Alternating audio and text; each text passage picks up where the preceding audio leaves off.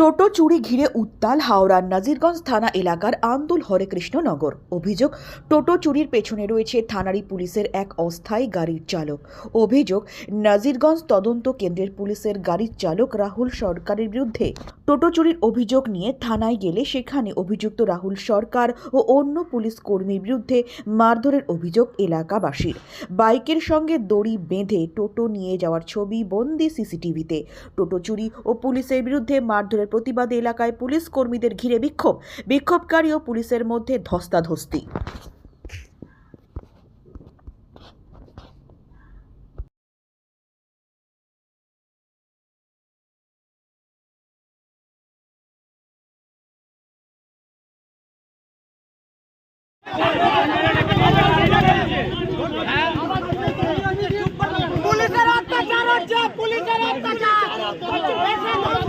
আমি ক্যাটারিং থেকে per day প্রায় দিন ক্যাটারিং করে আসি। রাত্রিবেলা ওই পিসি পার্টি দুটো গাড়ি, আমার একটা বন্ধুর গাড়ি কদিন আগে হারিয়ে গেছিল, 1.5-2 মাস আগে।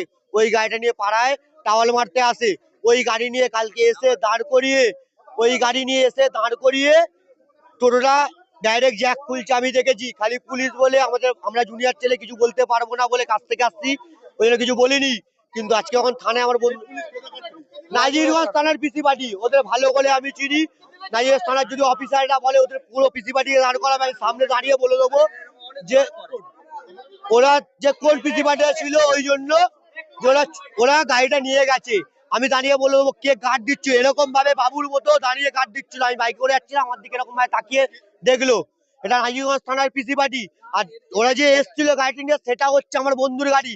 কদিন আগে ওরা চুরি করে নিয়েছিল, বা এখানে আশ্রমপাড়ায় রাখা ছিল, নাম্বার প্লেট খুলে ওরা ওই গাড়িটা ইউজ করছে। ওই গাড়ির কাগজ হচ্ছে এইটা, গাড়ির চার্জিস। হ্যাঁ, যে বাইকটা নিয়ে ওরা এসেছিল ওই গাড়ির কাগজপত্র এইটা, গাড়ির চার্জিস নাম্বার সব আছে, ঠিক আছে। আবার বলেছে যখন আমরা দেখতে পাই ওই গাড়িটা ওরা নিয়ে ঘুরছে, যখন ওদেরকে জানাই তখন ওই থানায় এসে কথা বলে। যখন আমাদের হরেকৃষ্ণনগরে টোটো চুরি হয়েছিল, আমাদের কিছু ক্যাটারিং থেকে কাজ থেকে আসছিল, তারা দেখেছে যে পুলিশ টোটো নিয়ে যাচ্ছে। আমার কাছে সকালবেলায় যায়, আমি বললাম পুলিশ কোনোদিনও টোটো চুরি করতে পারে না।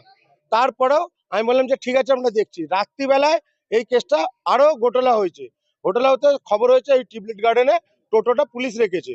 তা যখন আমাদের পাড়ার লোক বলতে গেছে, তাকে মেরে হসপিটালাইজ করে দিয়েছে। পুলিশ টোটো চুরি করবেই বা কেন, আর পুলিশ আইন জনতাকে মারবেই বা কেন?